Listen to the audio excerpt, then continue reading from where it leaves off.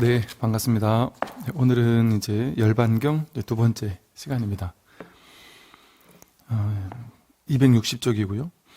세존께서 가섭에게 이르셨다. 선남자여, 열애의 몸은 늘 상주 불멸하는 몸이며 금강의 몸이며 음식으로 유지하는 육신이 아니니 곧 법신이니라.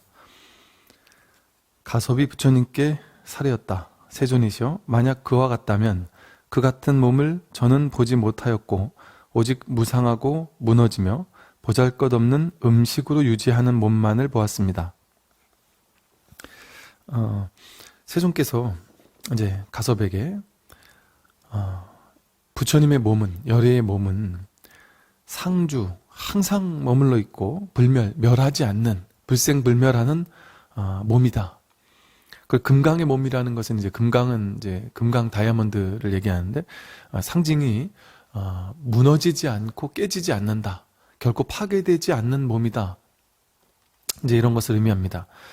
또 음식으로 유지하는 육신이 아니다. 우리의 이 몸처럼, 이 육신처럼 음식을 먹어야지만 유지되는 그런 그 인과적인 이런 몸이 아니라는 것이죠. 즉 열애의 몸은 곧 법신이다. 즉 부처님의 몸은 여기서 이제 그 열애의 몸은 이렇게 얘기를 했는데 부처님 몸은 그렇구나. 난 안 그런데. 근데 그것이 아니라 진정한 나의 참된 몸, 내가 진짜 누구냐? 나라는 존재가 누구냐?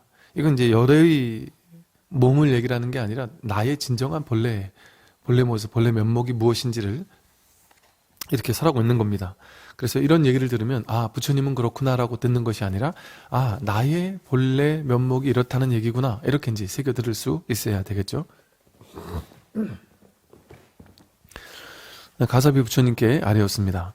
세존이시여, 만약 그와 같다면 그 같은 몸을 저는 보지 못하였고 오직 무상하고 무너지며 보잘것없는 음식으로 유지되는 몸만을 보았습니다.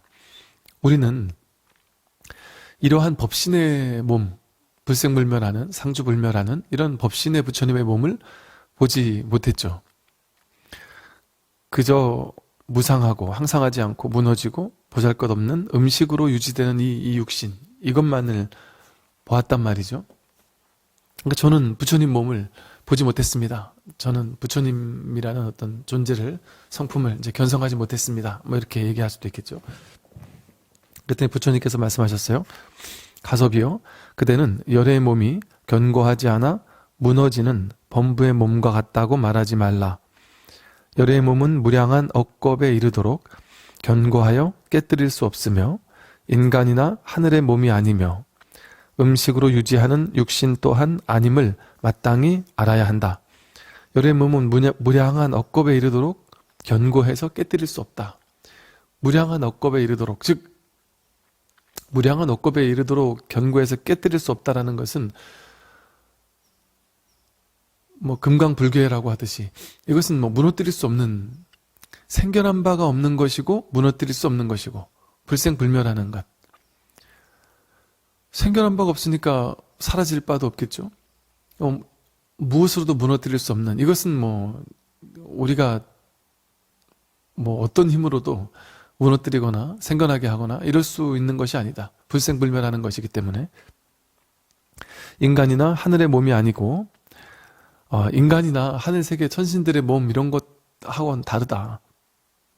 음식으로 유지하는 육신 또한 아님을 마땅히 알아야 한다. 열애의 몸은 청정무구하여 머물 바 없는 곳에 머물며 형상이 아니고 모양이 아니되 또한 모든 모습으로 장엄하였나니 열애의 법신은 이처럼 한없는 공덕을 모두 성취하였느니라. 부처님의 몸, 열애의 몸은, 우리의 진정한 참성품의 몸은 청정무구해서, 청정해서 때묻지 않아서 머물 바 없는 곳에 머문다. 어디에도 머물러 있지 않다. 보통 우리 몸 하면 나는 지금 여기 이렇게 부산에 머물러 있고 뭐 다른 사람의 몸은 뭐 어디에 머물러 있고 뭐 이렇게 얘기를 할 수 있잖아요. 이렇게 생겨난 것이면 그것이 어떤 특정한 공간을 점유하고 특정한 시간을 점유한다라고 우리는 생각을 한단 말이죠. 그런데 이 말은 우리가 지난번 시간에 아미타 부처님께서는 무량수불, 무량광불이라고 했듯이 무량한 수명, 무량한 광명 가운데 완전히 편만에 계시는 것처럼, 그러니까 시공을 초월해서 언제나 그냥 편만에 계시는 그 몸이 진정한 몸인 것처럼, 그것이 바로 무량수불, 무량광불, 무량한 수명과 무량한 광명의 부처님인 것처럼.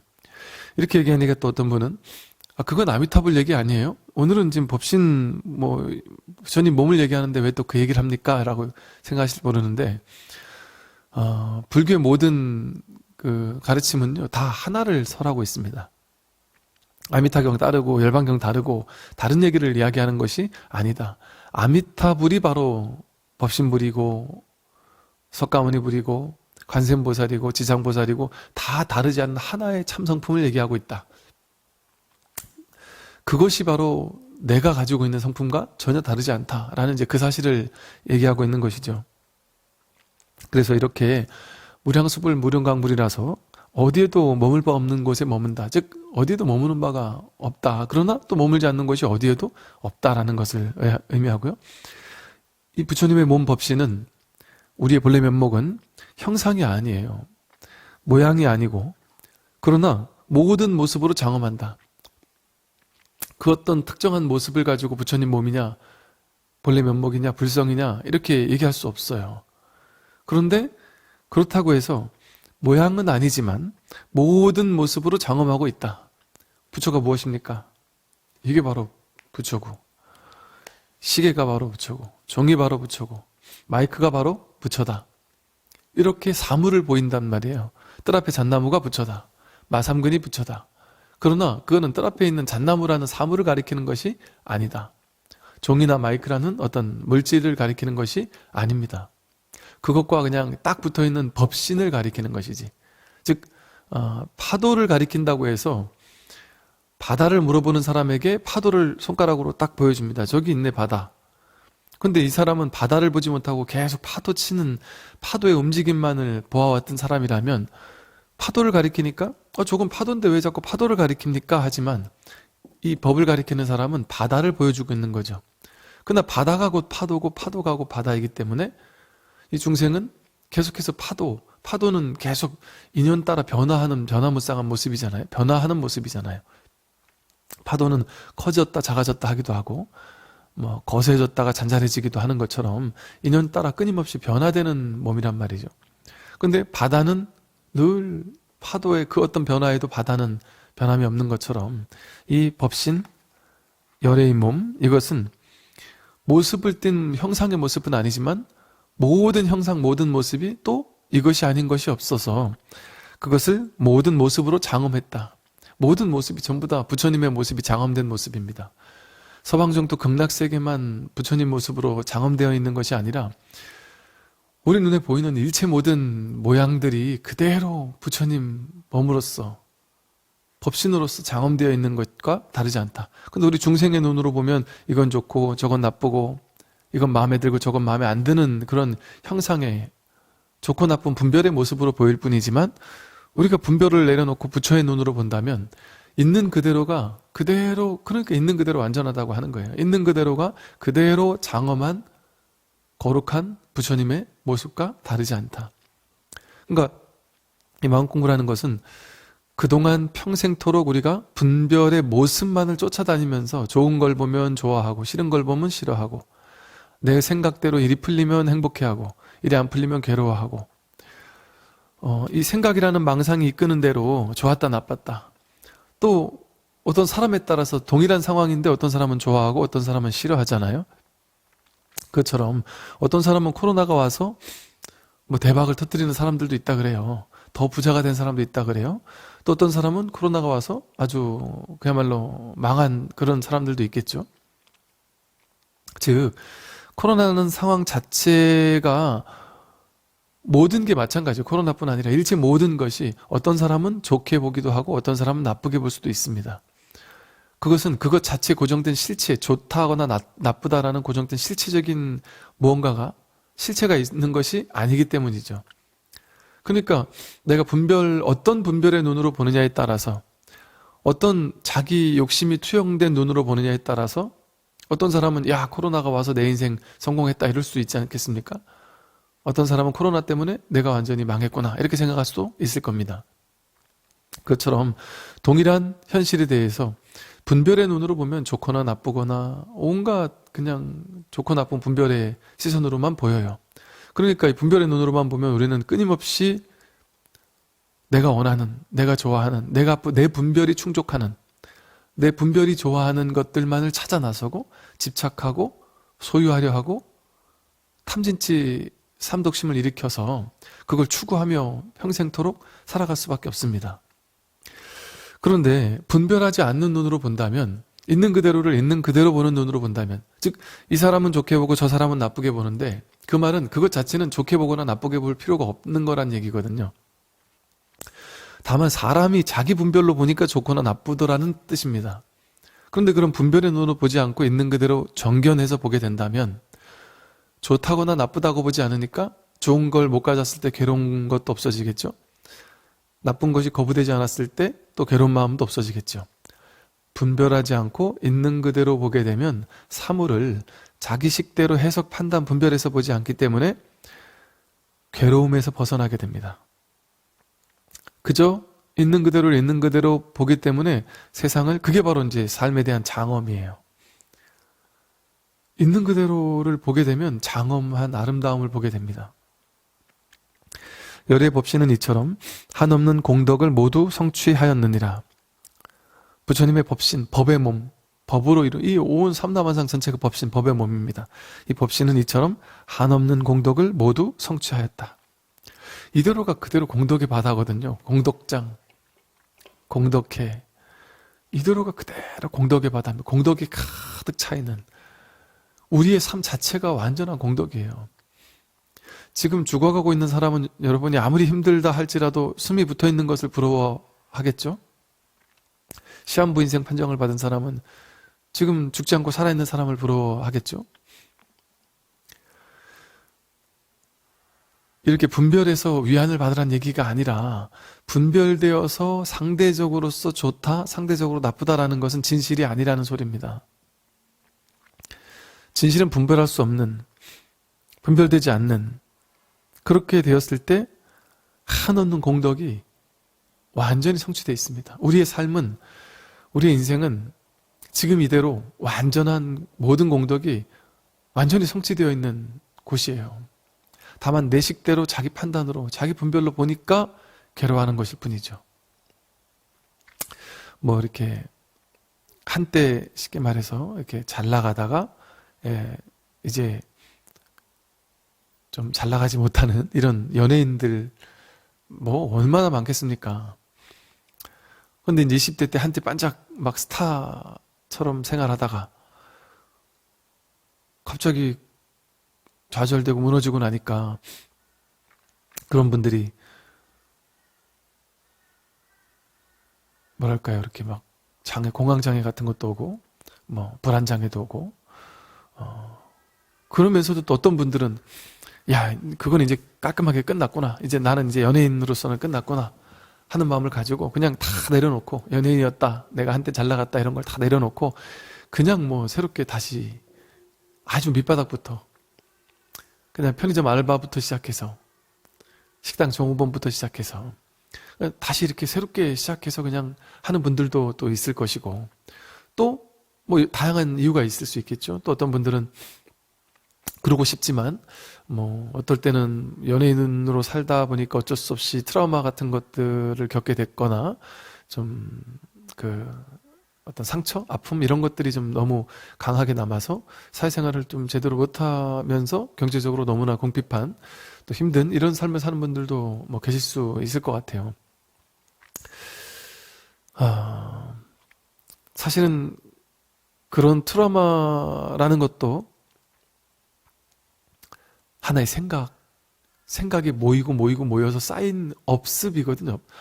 그 생각의 업이라는 게 쌓이고 쌓여서 이걸 실제화하는, 누가 실제화하는 거예요? 내가 의식으로 실제화하는 겁니다. 내가 의식으로 붙잡는 겁니다. 이럴 거야. 사람 많은 곳에 가면 나는 불안해. 항상 난 불안할 거야. 과거에 그랬기 때문에 그 생각을 계속해서 믿고 있고 계속해서 쥐고 있고 나는 그런 사람이야 라고 굳게 믿고 있는 거죠.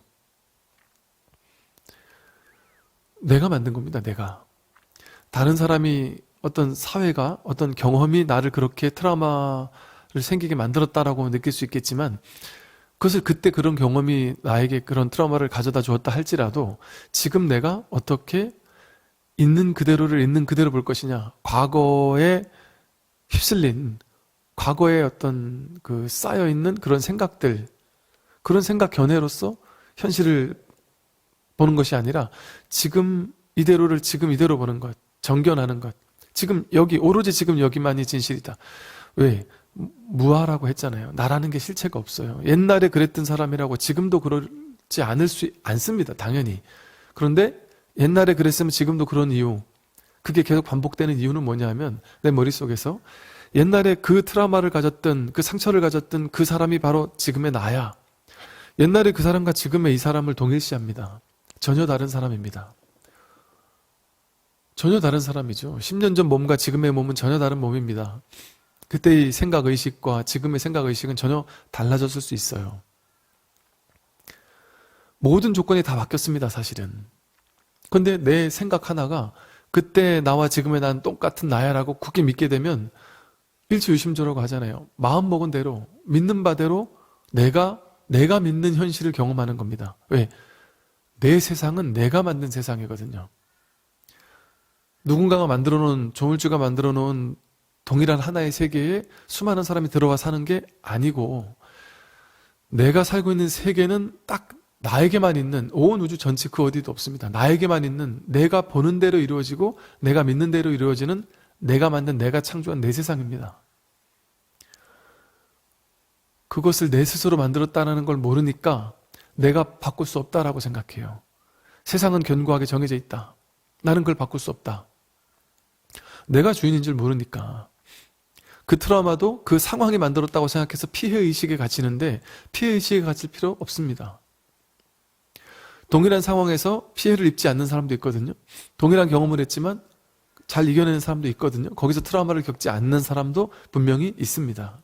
그 말은 무슨 말이냐면 그런 트라우마를 겪는 사람을 탓하려고 하는 말이 전혀 아니고요. 돕고자 하는 말입니다. 내 삶의 주인은 100% 나 자신입니다. 트라우마라는 것에 내가 갇혀서 거기에 주인자를 내주고 내가 트라우마에 휘둘리는 노예처럼 그렇게 살 필요가 없다. 과거의 그 어떤 것도 우리를 발목 잡지 않고 발목 잡을 수조차 없습니다.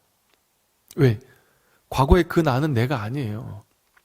그때 그러했던 인연들이 모여서 그런 상황, 그런 경험을 만들어냈을 뿐입니다. 지금까지 내가 그것을 믿고 그것에 힘을 실어주고 지금 그것 때문에 두려움에 떨면서 현실을, 비슷한 현실이 딱 나타날 때 바로 과거에 그것이 떠오르거든요. 그럴 때 그것을 생각이 떠오르는구나 하고 알아차리고 그것은 생각일 뿐이구나. 그리고 지금 이 순간 오로지 과거라는 필터를 가지고 지금을 판단하는 것이 아니라 그냥 지금 이 순간을 바라보는 겁니다. 요즘에 이제 명상이라는 것이 많이 유행하는데 명상이 이거예요. 끊임없이 과거라는 필터를 가지고 현재를 재해석하는 삶을 살던 사람에게 그런 모든 과거를 내려놓고 미래를 내려놓고 오로지 지금 이 순간으로 보라는 겁니다. 과거의 생각, 개념, 관념, 트라우마를 가지고 그런 색안경을 가지고 현재를 보라는 것이 아니라 그냥 지금, 오직 지금에 끼어있으라는 겁니다. 지금 여기에. 과거에 그렇게 살았던 내가 지금의 내가 아니기 때문에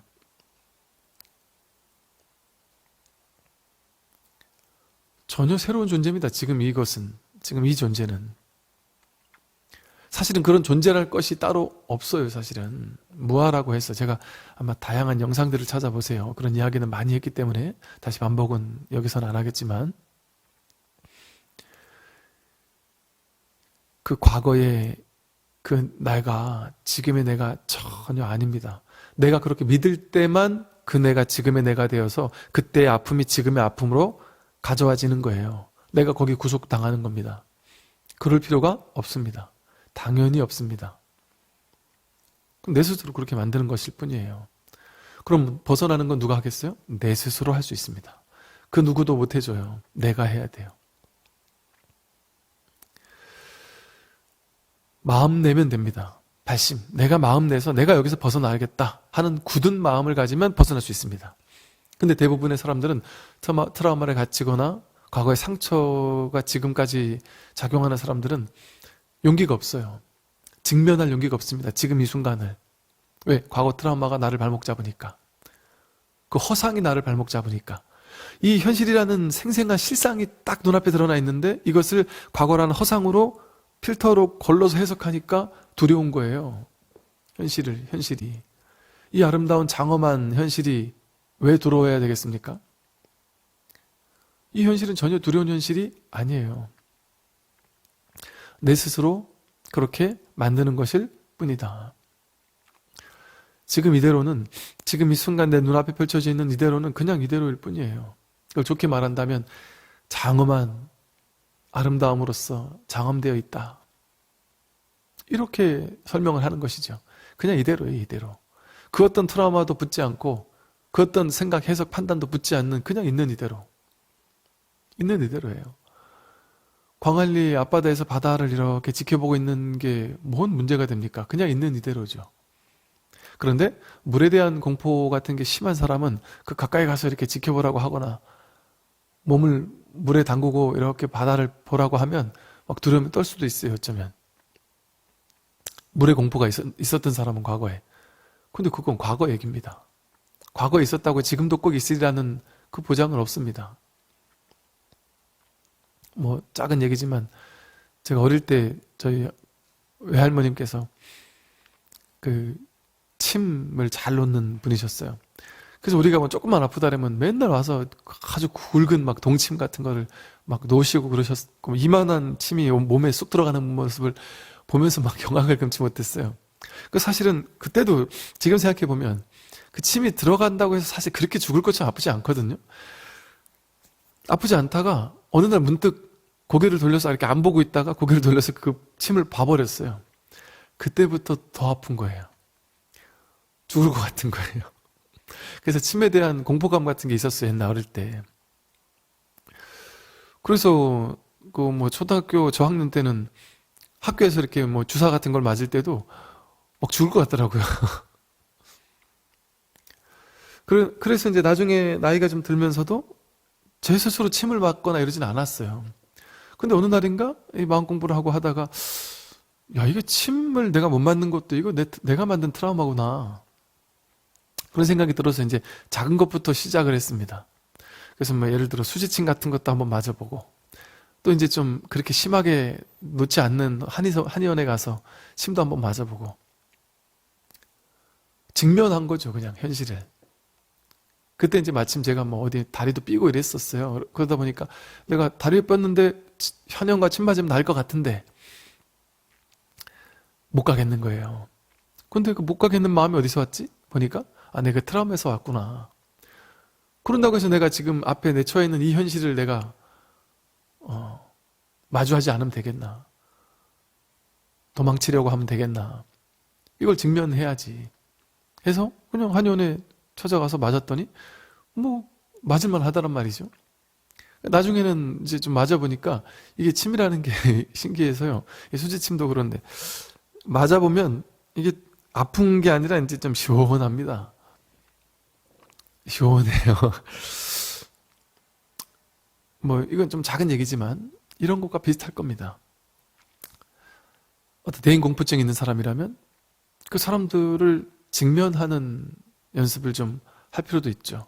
억지로 할 필요는 없겠지만 어쩔 수 없이 내가 마주해야 되는 상황이 있을 때라면 그냥 그 과거를 내려놓고 그냥 지금 이 순간으로 마주하는 것이죠. 그렇게 했을 때, 그래서 삶을 통째로 받아들였을 때, 지금 내 앞에 펼쳐져 있는 이대로의 현실을 그냥 온전히 경험하고자 할 때, 그 어떤 것도 두려워서 도망치려고 하지 않을 때, 그것이 괴로움이라 할지라도 괴로움을 피해 도망가려고 하거나 옆으로 잠시 밀쳐두려고 하지 않고 지금 나에게 온 현실을, 삶을 그대로 경험하려고 할 때, 그때 자신의 트라우마에서도 노연할 수 있고 자신의 업장에서도 노연할 수 있고 업장 소멸이 되기 시작합니다. 이렇게 지금 여기로 돌아와서 지금 이 눈앞에 있는 실상을 그대로 보는 것, 과거의 트라우마라는 허상을 지금에 개입해서 보지 않고 색안경으로 보지 않고 지금 이대로의 눈앞에 있는 이 현실, 이대로의 현실을, 그냥 있는 이대로의 현실을 그냥 경험하는 것, 맨 느낌으로 경험하는 것, 그냥 멀쩡하게 경험하는 것, 있는 그대로 그냥 보는 것, 그게 명상이고, 그게 팔정도의 정견이고, 그게 바로 법을 있는 그대로 실상을 보는 겁니다. 마주하는 겁니다. 그게 법을 만나는 거예요. 그랬을 때 우리의 허망한 착각, 망상이 만들어냈던 수많은 어떤 괴로움들이 사라진다. 열의 법신은 이처럼 한없는 공덕을 모두 성취하였느니라. 그대는 이제부터 언제나 바르고 참된 마음으로 이 뜻을 사유하여 마땅히 사람들을 위해 열의 참된 몸은 곧 법신임을 설하도록 하라.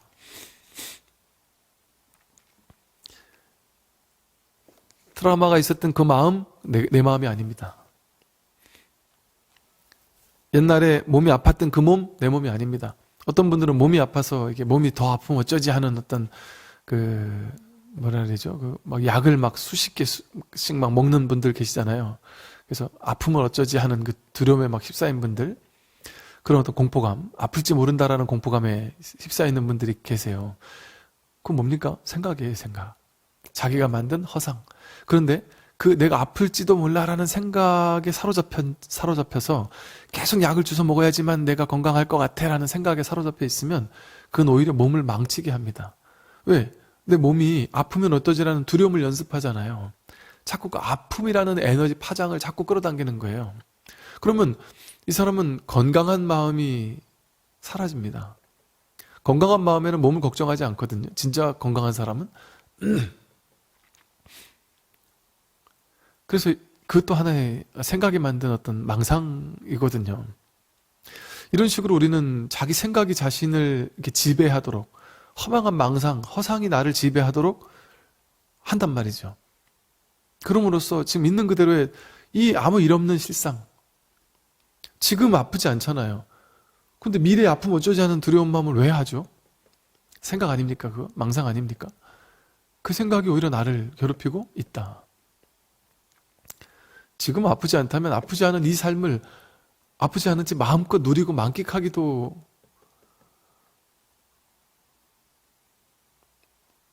만끽해야 되지 않습니까? 이 행복감을, 이 건강함을, 이것으로서 건강함을 마음껏 누려 살아줘야지만 점점 더 많은 건강을 끌어당기게 되죠. 그게 업의 업보예요. 건강함을 느끼면, 건강함을 내 온몸으로 느끼면 건강이 오는 거예요. 그 업보로, 의업에 대한 결과로 끌어당겨지는 거예요. 아프면 어쩌지, 아프면 어쩌지 두려운 마음을 가지면서 막 불안 초조해하면 아픔을 끌어당기는 거예요. 아픈 몸이 내 몸이 아닙니다. 이 몸이 사실 내 몸이 아니에요. 이게 아프면 어쩌지 하는 건 이 몸에 갇힌 생각이잖아요. 이 몸이 내 몸은 아니에요. 이거. 이 법신이 내 몸이지. 이게 어떻게 내 몸이에요. 이 법신은 아플 수가 없어요. 죽을 수도 없고 병들 수도 없고. 우울한 마음, 트라우마에 갇혔다. 그거 내 마음 아닙니다. 느낌, 감정, 생각, 상처, 과거의 어떤 트라우마, 죄의식 다 내 거 아닙니다. 내 마음 아니에요. 색, 수상, 행식은 내 게 아니라고 그러잖아요. 몸, 느낌, 생각, 의지, 의식 다 내가 아닙니다. 여기서 말씀하시잖아요. 마땅히 사람들을 위해 열의 참된 몸은 곧 법신임을 설하도록 하라. 뭐가 법신입니까? 이 삼라만상 온 우주법계 전체의 바탕, 배경을 이루고 있는 결코 무너질 수 없는 금강불개라고 하는 결코 사라질 수 없는 이 부처님의 몸, 불신상주하는 이것이 바로 진짜 부처님의 몸이에요. 여러분의 몸이에요. 진짜 이 허공이 여러분의 몸이지, 허공성이 여러분의 몸이지 육신이 내 몸이 아닙니다. 결코 무너지지 않는 금강불개와도 같은 그게 우리의 실상이에요. 거기에 자꾸 이렇게 마음을 둬야지. 이렇게 허망한 육신을 내 몸이라고 자꾸 동일시하면서 몸, 마음, 감정 이런 것들을 내 몸이라고 내 마음이라고 하면서 거기에 휘둘려서는 되겠는가. 내가 설하는 진화는 바로 불성이다. 나란 곧 열애장이며 일체 중생에게 불성이 있다는 것이 바로 참나다. 내가 설하는 진화가 바로 참나죠. 진정한 나는 내가 설하는 진짜 나, 진짜 백이 나, 이거는 가짜 나, 허상의 나라는 거예요. 상이라는 거예요. 이 허망한 나와 반대되는 말을 쓰기 위해서 이제 진화라는 말을 썼어요. 내가 설하는 진짜, 진정한 너의 본래 모습, 진정한 너는 불성이다. 진정한 너는 곧 열애장이다. 열애장은 열애가 함장되어 있다는 거예요. 나는 바로 열애라는 말이에요, 열애. 그러나 이렇게 함장되어 있다는 게 우리는 육신의 몸을 내 몸이라고 자꾸 보고 있으니까 숨겨진 것처럼 보이는 거죠. 나는 곧 열애장이며 일체 중생에게 불성이 있다는 것이 바로 참나다. 진정한 참나가 뭐냐? 불성이 바로 참나다. 불신, 법신, 불신상조하는 이 불생불멸의 진정한 몸, 허공의 몸, 이것이 진정한 참나다. 다만 이 참나는 많은 번뇌에 둘러싸여 있어 자신이 스스로 보지 못할 뿐이다. 마치 가난한 여인이 자기 집 창고에 황금 보배가 있음을 알지 못하는 것과 같다. 이 진정한 여러분의 진정한 자기 자신은 많은 번뇌에 둘러싸여 있어요. 지금 온갖 시비 분별 번뇌 망상, 이걸 저희 분별심이라고 표현을 했죠.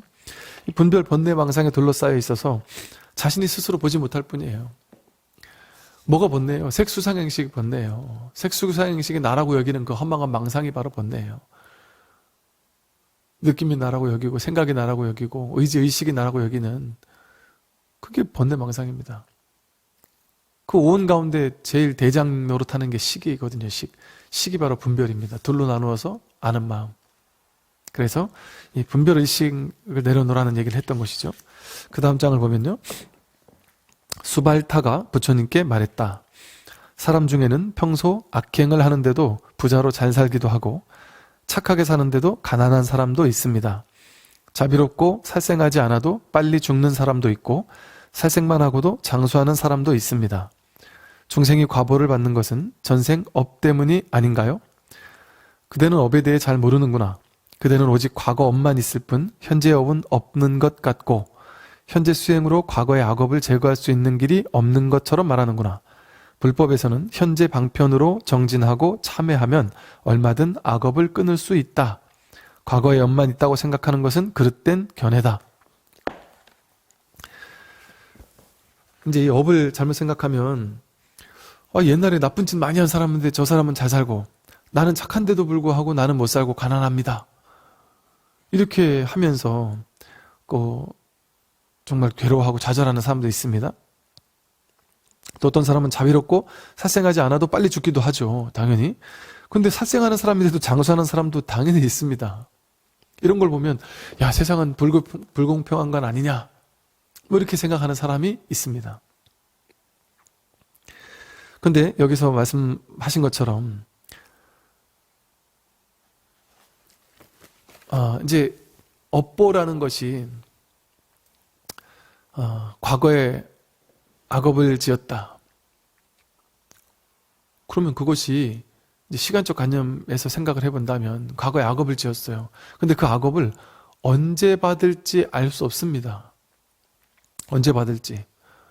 악업을 너무 많이 이번 생에 악업을 너무 많이 지었지만 이번 생에 안 받을 수도 있어요. 이를테면 늦게 받을 수도 있습니다. 선업을 많이 지었어도 선업의 과보를 지금 당장 받지 않을 수도 있어요. 나중에 받을 수도 있습니다. 언제 받을지는 알 수 없어요. 모를 뿐입니다. 인연의 이치는 중중무진이라고 하듯이 우리가 도저히 생각으로 헤아릴 수 없을 만큼 온 우주 전체가 중중무진으로 연기되어 있는데, 중중무진이라는 건 한도 끝도 없이 인연과 인연이 얽히설키 되어 있는 게 너무나도 무궁무진하게 얽혀 있다는 거예요, 인연이. 근데 그걸 어떻게 우리 머리로 다 할 수가 있겠어요? 모를 뿐이에요. 나는 A라는 선업을 지었는데 왜 A라는 결과를 못 받는 거죠? 저 사람은 나쁜 짓을 했는데 저 사람은 왜 좋은 결과를 받는 것이죠? 단편적인 업만을 보고 우리는 이 A라는 이 직선적인 사고방식에 갇혀서 A라는 업을 지으면 A-라는 결과를 바로 받아야 된다고 생각해요. 근데 그건 모를 뿐입니다. 그건 우리는 아주 작은 비좁은 직선적인 A라는 업이 B라는 결과를 받는다? 이런 생각이잖아요. 그럴 수 있을까요? A라는 업이 무조건 A-라는 결과를 만들어내나요? 거기는 무수히 많은 연이라는 게 있습니다. 그래서 인연이라는 말이 나오는 것이 인이 바로 과를 곧바로 만드는 것이 아니라 그 사이에는 인연, 과보, 인과 연이 합작해요. 근데 그 연은 두세 가지 연이 아니란 말이에요. 무궁무진한 중중무진의 무수히 많은 연이 작용을 합니다.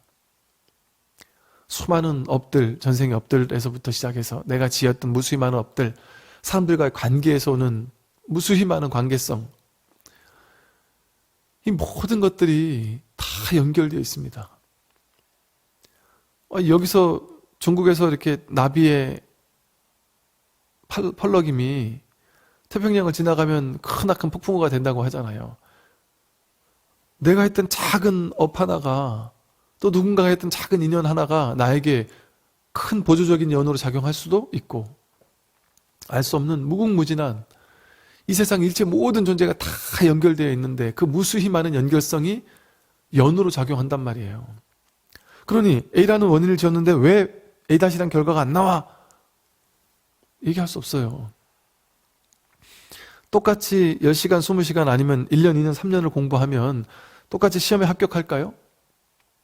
나는 저 사람보다 공부를 더 많이 배로 열심히 했는데도 불합격할 수 있습니다. 인으로만 보면 공부를 많이 했으니까 좋은 결과가 나와야 되고 저 사람은 적게 했으니까 나쁜 결과가 나와야 되는데 그렇게 안 됩니다. 예를 들어 타고난 머리도 있을 것이고 뭐 다양한 어떤 인연들이 있겠죠. 그런데 그런다고 해서 공부를 또 실제 타고난 머리도 있고 이거 공부도 열심히 해서 성적이 실제 좋은 사람이 있어요. 그런데 성적이 좋은 사람인데 시험만 보면 그냥 못 보는 사람이 있어요. 의외로 그런 친구들이 많다 그럽니다. 시험만 보면 막 벌벌벌 떤대요. 초등학교 때부터. 중고등학생쯤 되면 이제 욕심이 생기잖아요. 내가 좋은 대학 가야지 하고 욕심이 생기고. 그러니까 그 욕심 집착이 과해서 벌벌 떤다면 이제 조금은 이해하겠는데, 초등학생들이 시험만 보면 벌벌 떤다고 하면, 그는 그 부모님 잘못 아닐까요? 어느 정도는? 얼마나 아이한테 그 성적을 그렇게 했으면, 물론 다 그렇진 않을 거야, 아마. 본인 스스로가 본인 스스로 그렇게 막 집착하는 사람도 있을 수 있겠죠, 어쩌면. 있을 수 있죠, 분명히, 맞아. 애들도, 다 자기 생각이 다 있다 보니까, 자기가 스스로 욕심을 가질 수도 있죠. 근데 그게 아니라면, 그러면 그럴 때 어떤 게 부모가일까요? 그를 릴렉스 할 수 있도록, 그것만이 전부가 아니야. 거기만 목숨 걸 필요 없어. 성적은 좋게 나와도 괜찮고 나쁘게 나와도 괜찮아. 라고 어떤 지혜의 균형을 잡아줄 수 있는 게 진짜 부모님이겠죠. 그래서 이런 어떤 다양한 집착이 많아가지고 시험만 보면 떨어지는 사람이 많다니까요. 그러니까 이런 다양한 인연들이 있어요. 어떤 연이 작용을 할지 알 수 없어요. 또 그날 갑자기 막 복통이 일어날 수도 있습니다. 시험 보는 날 갑자기 그 시험 보는 그 즈음이 돼가지고 뭔가 막 스트레스 받는 일이 생길 수도 있고 알 수가 없습니다. 우리 삶은. 그래서 내 뜻대로 하려고 마음은 내는 건 좋은데 내 뜻대로 안 되면 절대 안 돼라는 생각? 그걸 믿으면 괴로워요. 결과는 맡겨야 돼요. 삶이라는 진실에 그냥 내맡기고 나는 최선을 다할 뿐 결과는 알 수 없다. 또 내 인생이 반드시 이 A라는 것을 위해서 열심히 공부는 하고 열심히 노력은 했지만 A라는 게 내 길이 아닐 수도 있다. 그건 지금은 나는 A라는 게 내 길인 것 같아서 열심히 하는 것이다. 그러나 A가 내 길이 아닐 수도 있어요. 1년 동안 죽도록 고생했는데 뜬금없이 B라는 일이 생겨날 수도 있어요. 그런다고 A라는 일에 매진한 1년이 버리는 일일까요? 버리는 일 아닙니다. 그걸 통해 삶의 지혜를 또 수확하게 돼요. 심지어 깊은 우울증에 걸려서 혹은 깊은 트라우마나 상처를 받아서 불안장애, 공황장애, 다양한 아픔, 상처를 받는 사람도 그 또한 버리는 시간이 결코 아닙니다. 그 시간을 통해서 배우고 깨닫게 돼요. 그걸 통해서 내가 여기서 벗어나야 되겠구나라는 간절한 마음을 내고 이 마음 공부도 할 수 있게 되고, 근데 근원적으로 답을 찾아야 돼. 안 되겠다 내가. 이렇게 괴로운 인생 내가 지긋지긋하다 이런 마음이 들어야 사실은 마음 공부할 수 있거든요. 그래서 그런 것들이 다 버리는 시간들이 아니에요. 내 머릿속에 생각이 남들은 다 승승장구하는데 나는 버렸어. 나는 1년 동안 우울증 걸려가지고 괴로웠어. 그걸 그렇게 스스로 해석하고 판단하는 것일 뿐이지 그게 정말 나쁜 것인지는 알 수 없습니다. 주어진 삶이야말로 진실입니다. 그래서 업에 대해서 내가 이렇다 저렇다 왜 나에게는 이런 업이 오느냐, 나는 좋은 일 많이 했는데 왜 나에게 나쁜 일만 오느냐, 좋은 일 많이 했기 때문에 그 나쁜 일이 올 수도 있어요. 좋은 일을 많이 했기 때문에 이 나쁜 일이 오는 걸 통해서 삶은 괴로움이라는 것을 자각하게 되고 그 괴로움이라는 자각을 통해 깨달을 수 있습니다. 있습니다가 아니라 사실 이 지구별이라는 인간계라는 구조가 고해바다라 그러잖아요. 고라는 것을 생생하게 경험해 본 사람만이 고에서 벗어남이라는 출세간에 발심을 할 수 있게 돼요. 여러분 이런 식으로 얘기를 하면은 저 스님이니까 늘 결과는 불교 얘기하는구나, 불교 공부 열심히 하라는 얘기구나 이렇게 듣는데 저는 불교 얘기하라는 얘기 전혀 안 합니다. 불교 아니에요 이거. 여러분 삶을 얘기하는 거예요. 괴로움에서 벗어날 거냐 말 거냐. 그런데 돈 없으면, 돈 생기면 괴로움에서 잠깐 벗어날 수 있잖아요. 그건 언젠가 다시 돈 없을 수 있거든요. 그러니까 잠깐 단편적인 처방으로서의 행복 말고 영원한 행복. 그래 봐야 돈 벌고 명예, 권력, 지위 늘고 내가 행복한 조건 다 갖춰봐야 어때요? 그건 사라집니다. 늙으면, 나이 들면 다 사라져요. 건강도 사라져요. 죽고 나면 돈도 사라져요. 내 몸도 다 사라져요. 영원한 근원적인 행복이 아니잖아요. 완전한 행복이 아니잖아요. 근원에서의 괴로움의 소멸이 아닙니다. 제가 지금 하는 거는 불교 공부하는 얘기가 아니라 이 괴로움의 문제 지긋지긋하지도 않느냐. 이 괴로움의 문제가 다 동일한 패턴을 가지고 벌어진다. 동일한 원인을 가지고 벌어진다. 그 원인을 자각해서 괴로움의 원인을 내가 놓여낼 수 있다면 괴로움의 소멸이 오지 않느냐. 완전한 괴로움의 소멸이 찾아오지 않느냐. 괴로움을 소멸해야 된다는 얘기를 하는 거예요. 심지어 늙고 병들고 죽는 괴로움까지. 그래야 죽을 때 돼서 괴롭지 않죠. 지금 여기서 완전히 생로병사에서 자유로워지죠. 이게 어떻게 불교 얘기입니까? 내 얘기지, 자기 얘기지. 자기 괴로움, 그것을 자기 스스로 해결해야 된다는 얘기를 하고 있는 거예요. 그래서 인광보에 시비 걸지 마십시오. 내가 복을 많이 줬는데도 복을 받지 못한다고 좌절할 필요도 없습니다. 삶은 언제나 최적화된 인광보를 나에게 보내줍니다. 내가 선업을 지으면 반드시 선의 과보를 반드시 언젠가는 받습니다. 반드시 내 안에 쌓여 있어요. 그래서 아리아식이라고 하는 거예요. 어디에 쌓여 있느냐? 아리아식에 쌓여 있다. 라는 방편으로 이야기를 한 거예요. 이름을 붙여본 거예요. 바른 복을 짓고 선한 일을 하고 살아가되 지금 그 과보를 당장 받지 않는다 할지라도 삶은 언제나 나를 위한 최적화된 조건, 나를 돕기 위한 최적화된 조건, 나를 깊이 아끼고 사랑하기 때문에 지금 나에게는 이것이 필요하기 때문에 이것이 온 겁니다. 그것이 괴로움일지라도. 괴로움은 왜 올까요? 내가 그렇게 복도 많이 줬는데 나에게 왜 괴로움이 올까요? 그것이 나를 깨어나게 하고 그것이 나를 돕고 그것이 나의 과거의 업장을 소멸시켜주기 위해서, 나를 더 나아지게 하기 위해서 진정 근원에서 나를 돕는 거예요. 근데 겉으로 난 내 생각의 분별은 그 나를 돕는 것처럼 느껴지지 않죠. 쉽게 말해 법신 부처님께서는 더 큰 계획이 있는 겁니다. 진리는 더 큰 계획을 가지고 작동되는 거예요. 근데 그것을 이 인광부조차 내 머리로 헤아릴 수 없는 사람이 사람의 머리로 이 법신 부처님의 그 큰 뜻 없는 뜻을 어떻게 알 수가 있겠습니까? 그래서 법화경에서는 제법 실상이라고 했어요.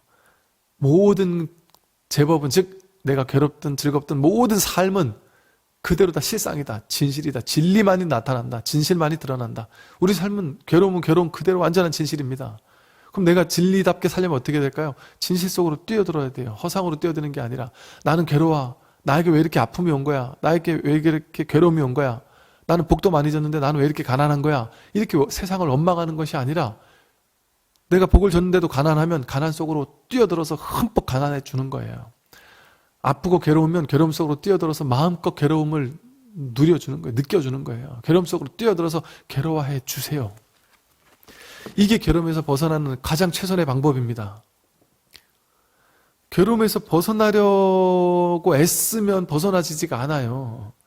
괴로움이 왔을 때는 괴로움과 완전히 하나 돼서 괴로움이 벗어나야 되라는 생각은 괴로움과 나를 둘로 나누어서 내가 이렇게 받아들이면 괴로움이 없어지겠지? 이거는 진정한 불이법이 아니잖아요. 진정한 받아들임이 아닙니다. 진짜 괴로움과 내가 괴로움이 나예요, 사실은. 삶이 바로 나기 때문에 진정한 나거든요. 법신 부처님이라고 했잖아요. 이 괴로움이 이 상황 자체가 나의 몸이에요. 완전히 받아들여주는 게 법신불과 하나 되는 거예요. 내가 부처가 되는 일입니다. 실천입니다. 부디법의 실천이고 중도의 실천입니다. 이게 깨어남의 실천이고 이게 괴로움을 해결하는 방법입니다. 괴로움을 소멸하는 가장 완벽한 방법은 불이 중도에 이르는 건데, 불이 중도는 괴로움과 나를 불이 둘로 나누지 않는다라는 거예요. 괴로움이 와서 나는 괴롭다 치우치지 않고 어떤 해석, 분별, 판단을 하지 않고 있는 그대로 그것을 직면하는 것, 그것을 있는 그대로 받아들이는 것, 그걸 있는 그대로 허용해 주는 것, 그것을 살아주는 것, 그게 가장 완벽한 불이 중도를 실천하는 방법이고 괴로움을 해결하는 방법입니다. 심지어 최악의 병을 얻었어요. 그게 지금 현실입니다. 그런데 마음속에서는 나한테 왜 이런 병이 왔어 하고 원망한다면 그것은 이 병을 받아들이지 않는 거예요. 병과 하나가 되지 않는 거예요. 병과 싸워 이기려고 하는 거예요. 그 병이 온 것이 진실이기 때문에 진실과 싸워 이기려고 하는 거예요. 진실과 싸워 이길 수 없습니다. 굴복하세요. 항복하세요. 항복기심 이러잖아요. 금강경에서 그 마음을 항복받는다는 표현을 쓰거든요. 삶에 완전히 항복하세요. 두 손 두 발 다 들고 완전히 삶에 나를 완전히 내려놓고 완전히 삶에 맡기고 삶과 하나가 되고 그 삶이 바로 나예요, 사실. 그 삶과 완전히 하나 되는 삶, 완전히 받아들이는 삶, 그 병을 완전히 흡수해서 아파해 주세요. 그 병으로 죽을지도 모른다. 죽을지 모르면 죽어야지 하고 완전히 죽음까지도, 삶과 죽음까지도 완전히 받아들여 주란 말이에요. 왜? 죽을 병에 걸린 여러분만 죽는 게 아니에요. 저도 죽고 다 죽습니다. 조금 있다 죽느냐 지금 죽느냐의 차이지. 이게 우리 시간이라는 건 허상이거든요. 인간은 야 그래도 30년 뒤에 죽는 거야 지금 죽는 게 같냐? 별 차이 없어요. 천상세계 시계는 쉽게 말해서 몇 초 차이 안 난단 말이에요. 여기서는 30년 차이가 천상세계 시계로 보면 몇 초 차이 안 날 수도 있다고 그러잖아요. 30년 50년 더 살다 가나 지금 가나 별 차이 없어요. 사실은 본래는 죽는 게 없기 때문에, 불생불멸이기 때문에. 진실에는 시간이 없어요. 오로지 지금 이 순간밖에 없지. 자기 망상이에요. 좀 더 오래 살면 성공적인데 지금 죽으면 억울해, 아쉬워. 자기 망상이에요. 제가 죽음에 앞둔 사람을 좀 나쁘게 보거나 좌절, 절망하라고 이런 얘기를 하는 게 아니에요. 힘내라고 이런 얘기를 하는 것이지. 즉, 그 죽음에서 벗어나는 방법은 뭘까요? 여러분, 삶은 신비라서, 심지어 죽을 병에 걸렸더라도 살아날 수 있는 길이 있습니다. 또 살아나는 것만 무조건 진리는 아니지만, 살아날 수 있을 수도 있어요. 어떻게 하면 되느냐? 그걸 원망하고 미워하면서 싸워 이기려고 해서 살아나지 못해요. 완전 그것과 하나 돼서 완전 그걸 받아들이고 내가 죽으면 되지 하고 확 완전히 받아들여서 이 삶 전체와 내가 하나가 딱 되어줄 때, 그럴 때 삶의 기적이 일어나요. 삶의 신비가 일어나요. 놀라운 장엄한 삶의 반전이 일어날 수 있습니다. 그러나 일어날 수도 있고 일어나지 않을 수도 있어요, 당연히. 그러나 내 마음 한 것을, 그래서 발심이라고 하는 거예요. 그러나 나는 아직 죽고 싶지 않다라는 간절한 마음이 생긴다면 오히려 그 마음을 내려놓고 완전히 받아들여주는 그런 실천을 통해서 그런 기적이 일어날 수 있을 수도 있다. 왜냐하면 삶을 알 수 없는 것이기 때문에. 그런 놀라운 반전은 세상 인류 역사 속에 얼마나 많이 일어났습니까? 위대한 포기 속에서 진정한 성취가 찾아옵니다. 나는 병 걸려 죽을 것 같아. 죽어도 난 이걸 낫는 걸 포기할 수 없어. 나는 이건 낫고야 말 거야 하다가 확 놔버리는 거예요. 어쩔 수 없구나. 삶에 맡겨버리는 거예요. 그 병과 내가 완전히 하나가 돼 주는 거예요. 그거는 병을 낫는 걸 포기했다는 소리가 아닙니다. 병과 하나가 되어 주겠다는 얘기예요. 진정 그 병을 사랑해 주겠다는 얘기예요. 동체 대비로서. 그때 병은 나를 공격하지 못합니다. 내가 나를 공격하지 못하듯이. 내가 나를 죽이지 못하듯이. 그럴 때 기적이 일어날 수 있기도 하다. 오늘 여기까지 하겠습니다. 예, 성공하십시오.